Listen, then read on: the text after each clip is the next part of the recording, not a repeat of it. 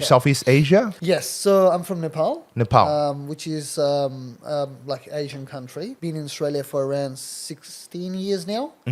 So yeah, look, I came as a young student out here in 2008. Did try to explore a lot of other stuff as well, but again, I had to make sure I am providing for myself for my career, which is my education, and then also I had to make sure that I am leading by example for my family too. So I did my masters in accounting, did my all the degrees, and then got into a corporate world of working with insurance, banking, and everything.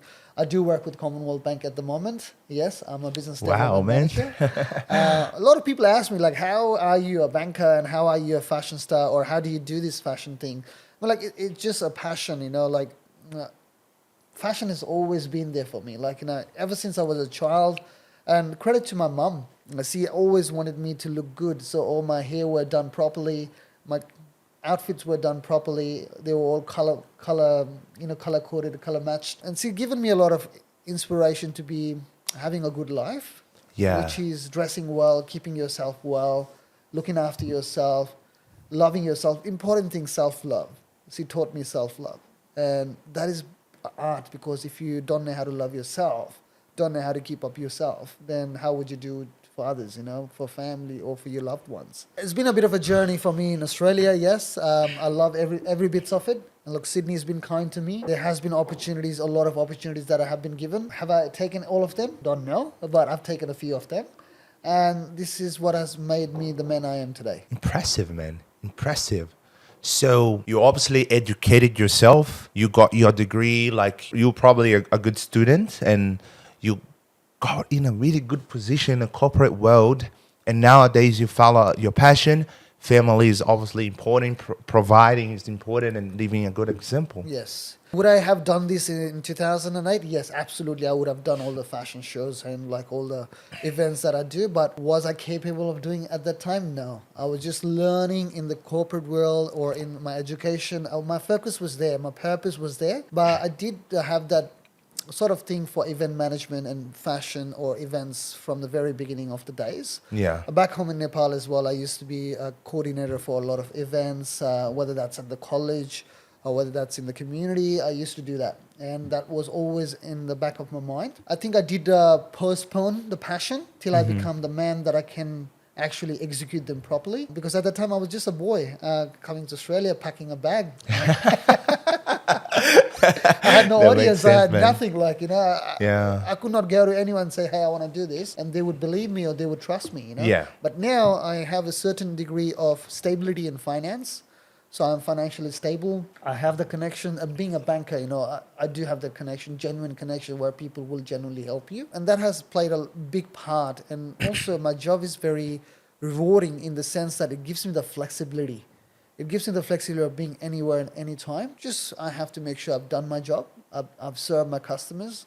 I helped my people to get the best finance in the market. And from there, like, you know, I can just be working 10 in the evening or late night and do my thing and in the midday. So look, I'm very grateful for the job that I have. That's amazing, man. That gives you time to spend quality time with your family. Absolutely. To work on your projects. Like, it's amazing. I think like this is a dream job, you know. It is. Look, but again, I did work hard for it. Like, there was so much of hard work that went. Probably did 12-hour shift as well, where I was to be working at a call center and be talking to customers for 12 hours. So talking 12 hours continuously, taking 300 to 400 calls a day. Oh my God. So that was my life too for a year or two. Yeah. But at that time, I enjoyed it because I really love connecting with people. I love serving. I love helping people. So it really didn't feel like a job to me. And from there on, like, you know, it just progressed, happened because I was very consistent at what I do. Everything I do it with a smile. A little That's bit good, of man. charm. So yeah, That's good. God's been great to me. Sydney's been great to me. People have been great to me. I'm grateful. I live life with gratitude. Awesome. So just so I can locate myself in a timeline, when did you come to Australia? What 2008. year? 2008. And then you took like, what was that, like a decade to get in a good spot? Yeah, it took me actually it was very I was very fortunate. Like, when I came in 2008, I got straight away into Commonwealth Bank. in a call Wow. center. So I have worked before in Saudi Arabia. I have worked in Dubai. I have worked in Qatar. So I have got a bit of a corporate experience before I came to Australia. Right. So going right, back to right. my journey, I did my bachelor's in business studies in Nepal. Then I went to a project to Saudi Arabia, and then I went to Dubai, Qatar, and Bahrain, doing the same petrochemical projects. And from there, I came here to do my master's in business administration. But MBA did not have the permanent residency at that time. It only had the master's in professional accounting had. So I had to actually deviate a little bit, saying, okay, I'm going to do accounting because I really want to live in Australia. Yeah. And my brother was already here, and he did talk about how great this country is to live where there's equal opportunities if you have the potential. It is. Australia is a great country. Like, I lived in different countries as well, and I can tell you, like, Australia is an amazing country with a lot of opportunity, but you need to work hard from it, right? Absolutely. I guess like you worked really hard to be here. Yes, that was 12-hour shift every day. For 2 years, and then I finished my professional accounting, and then I got to NRMA as an insurance advisor.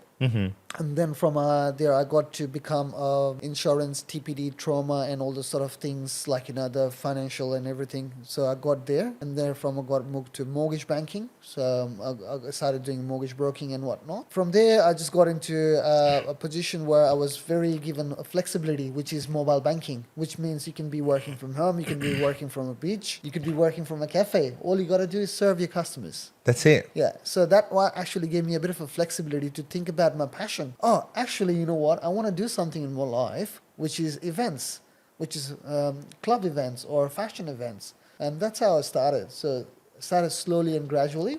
So that was roughly 2016. 2016, just so we know. And now, like, so from 2016 to 2022, Yes. like you kind of like dedicating a lot of time, a lot of your free time Yeah. to your passion, which is great.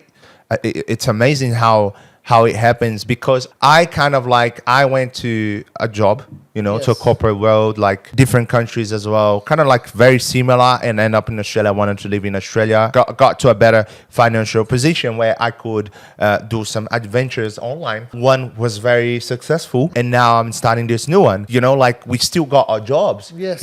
and we do it like as I don't like to call side hustle, because I think it sounds very informal. As I was talking to you before we started the podcast, I think you put your heart, like when we were talking about the event, and the first thing you told me, like, people won't have the same passion as I do, and I totally get it, because it's something that you craft Yes. to that final form. I'm pretty sure it happens to you. When I'm thinking about the things that I'm doing, I lie down on my bed and I can't sleep, because I'm having these brilliant ideas Absolutely. and inspirations. And, Yeah. like, do you want to talk a little bit more about that? Yeah, look, when crafting these sort of events, it takes a lot of imagination.